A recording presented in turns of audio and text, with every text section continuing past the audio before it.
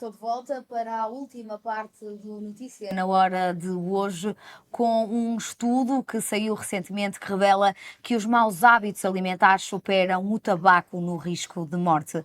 Um aumento e uma alimentação inadequada foi o terceiro fator de risco que mais contribuiu para o total de mortes em 2021 e o quinto fator de risco no que respeita aos anos de vida saudável perdidos.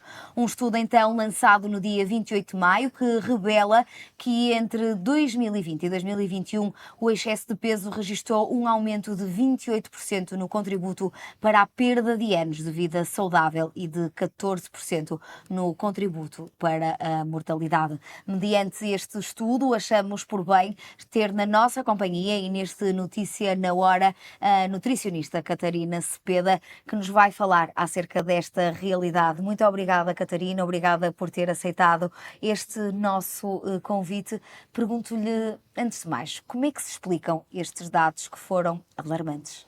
Antes de mais, boa tarde, Ana. Obrigada pelo convite de estar aqui presente. Como é que se explicam um bocadinho estes dados? As pessoas têm tido um descuido muito grande, ou seja, o estilo de vida tem mudado, uma vida muito mais ativa, muitas preocupações, muito stress, isso também provoca aqui um descuido pela alimentação. É necessário que haja comida mais rápida, porque não há tempo para tudo. Muitas vezes há também o descuido pela parte alimentar nas crianças, porque é algo rápido, não há tempo para tudo, então o desenrasque de algo processado é sempre o que está em cima da mesa e é o que, por norma, as famílias têm optado mais e não tanto procurado o que é o dito saudável.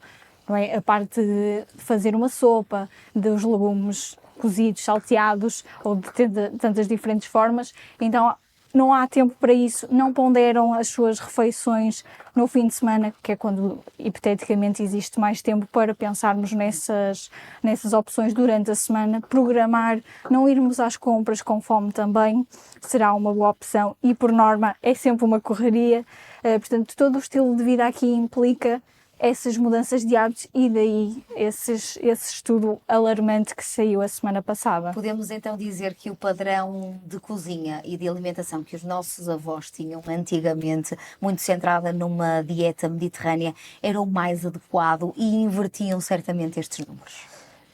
Como dizia há pouco, o estilo de vida era diferente, ou seja, não havia tanto stress, a vida do trabalho, havia sempre aquele horário a cumprir e àquela hora saíam, portanto havia muito convívio também em família. A dieta mediterrânica também, num dos tópicos principais da dieta é o convívio e muitas das vezes as pessoas com a pressa almoçam muito rápido, jantam muito rápido ou muito tarde e também não existe aquele convívio à mesa com a família para saber como é que foi o dia, por exemplo, e descuidam-se um bocadinho daquilo que estão a comer, ou seja, é tão rápido que às vezes, se eu perguntar em contexto de consulta, então o que é que jantou ontem? A grande maioria não sabe responder porque nem se lembra daquilo que jantou, por exemplo. Portanto, sem dúvida que o estilo de vida na altura era muito melhor em termos de hábitos. Nós tínhamos uns hábitos com uns condimentos muito fortes, a apurar muita comida também não será o ideal retomarmos assim em 100% atrás. Claro, colocando algumas melhorias, mas passando lá está, cuidando mais do tempo que temos em família e priorizar a alimentação será um bom ponto. Quando falo no padrão de alimentação dos nossos avós, refiro-me muito ao consumo de vegetais, de peixe, sim, que hoje em dia não vejo muito isso no prato dos portugueses.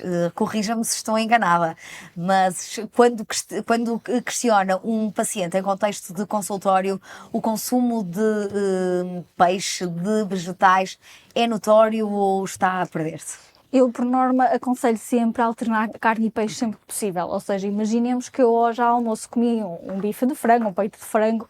À noite, o ideal será comermos um peixe ou um arroz de tamboril, por exemplo, algo com peixe, não é?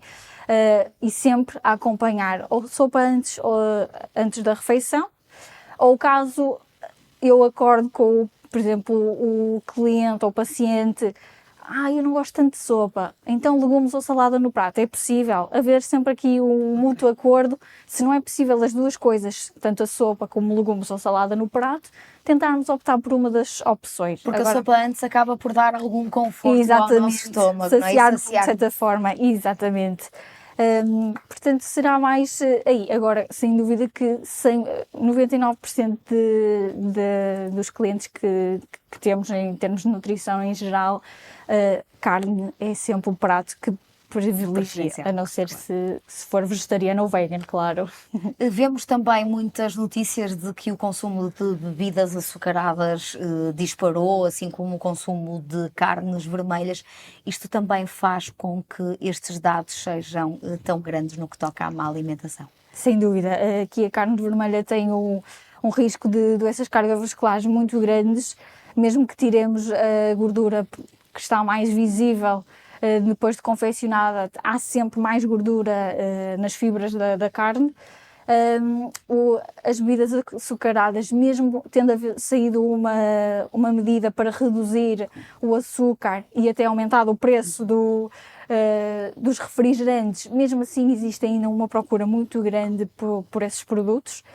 Bem como outros produtos que são adicionados açúcar, e às vezes mesmo na parte dietética é preciso estar atento à parte dos rótulos para ver se não existe algum nome perto que seja também derivado do açúcar, mas está ali um bocadinho escondido, e a parte do rótulo é importante também sabermos como interpretá-lo. Por exemplo, vemos muito agora as bebidas zero, as bebidas light, elas são de facto diferentes das ditas normais, ou aqui o rótulo e o nome são enganadores?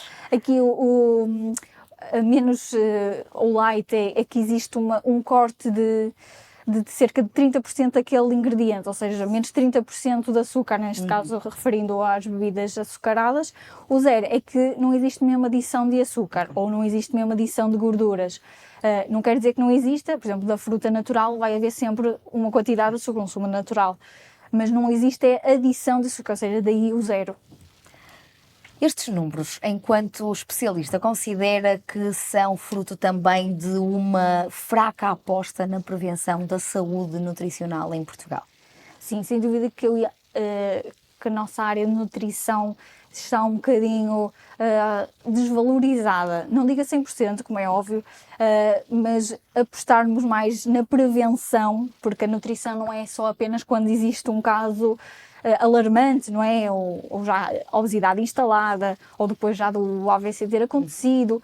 Não, existe para prevenção, com um estilo de vida e a atividade física acoplada à parte alimentar, o bom descanso, também tudo isso faz parte de um estilo de vida saudável, não só apenas comermos legumes e isso. Portanto, acho que devemos investir mais, sem dúvida, no conhecimento, mostrar às pessoas que devem investir na alimentação saudável, mas equilibrada. Não é necessário deixar de ir comer aquele bolo que eu gosto, ou de beber aquele vinho à refeição com o meu companheiro, por exemplo. Nada disso implica que eu deixe de fazer. Certo. Tem tudo a sua conta e medida. Saber abusar, mas depois saber retirar também, não é? E manter aqui o equilíbrio.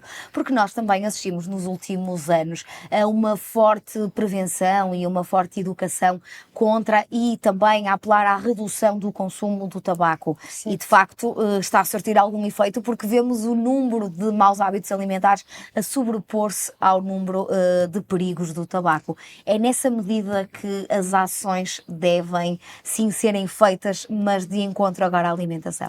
Sim, claro, nunca descuidando que de facto o tabaco também é bastante prejudicial, não só ao consumidor, mas que também a quem rodeia esse consumidor ativo.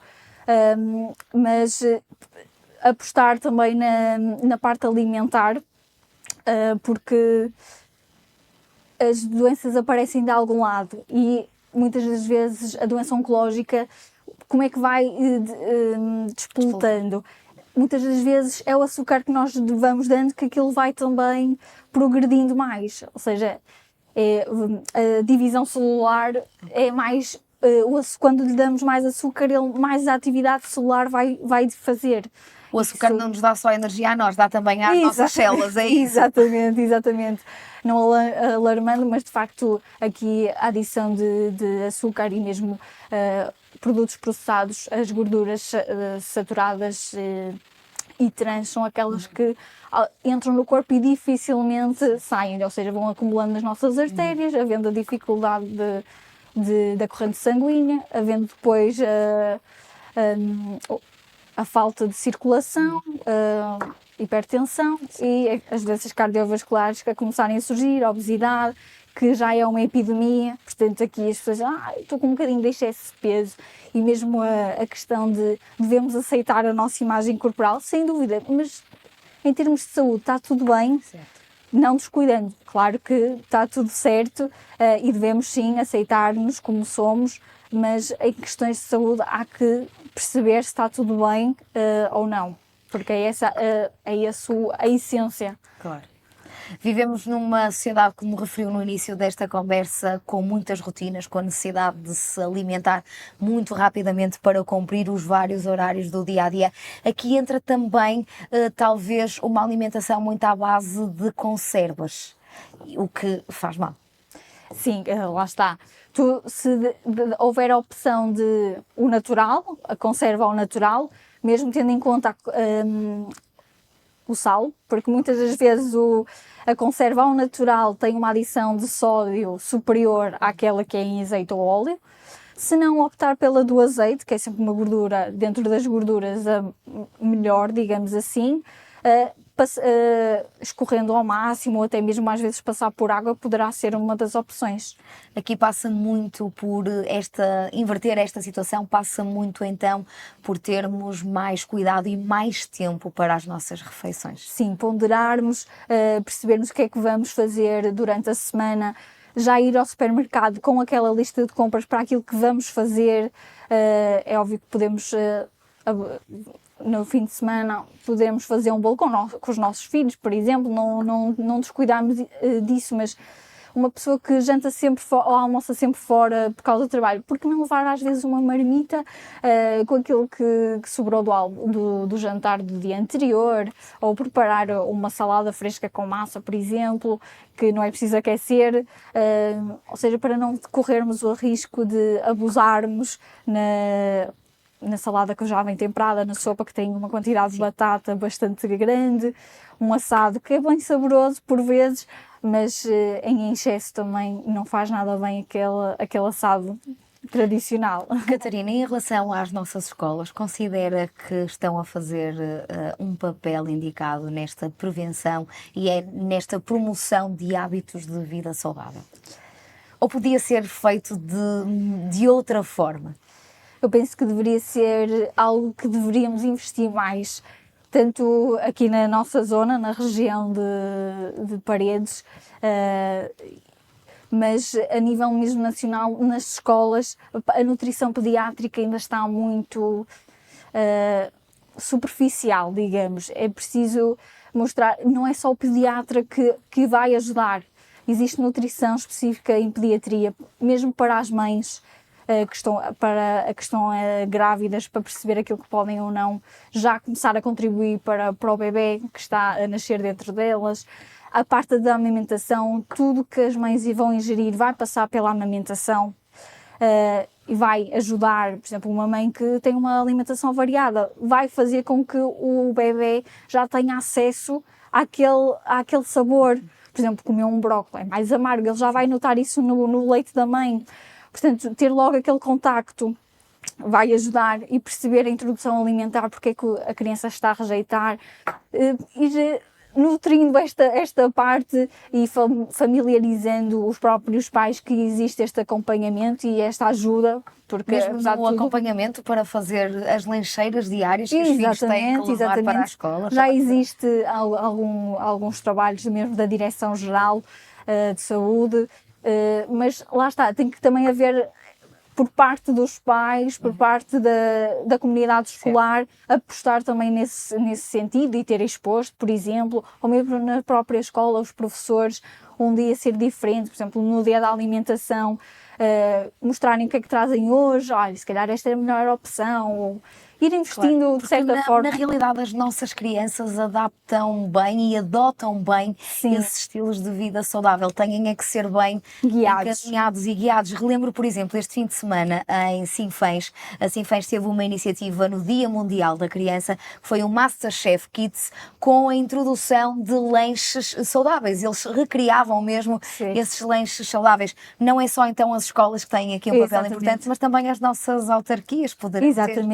Exatamente, porque apesar de tudo, eles vão seguir alguém, e neste caso normalmente são os pais. Imaginemos que em casa o pai não come sopa, mas a mãe come.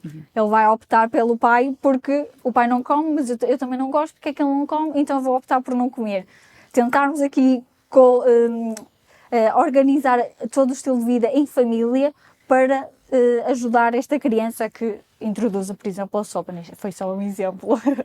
Catarina, fica então aqui claro que se a alimentação é uma decisão da boca de cada um, podemos dizer que o comportamento de uma boa alimentação também tem que ser adotado e passa por cada um de nós.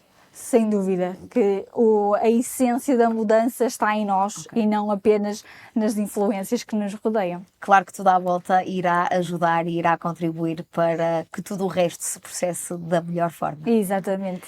Catarina, muito obrigada por esta conversa tão esclarecedora, porque de facto os números que vimos foram números bastante alarmantes. Sim. E ficamos com certeza muito melhor informados com esta conversa. Muito obrigada por ter estado na nossa companhia.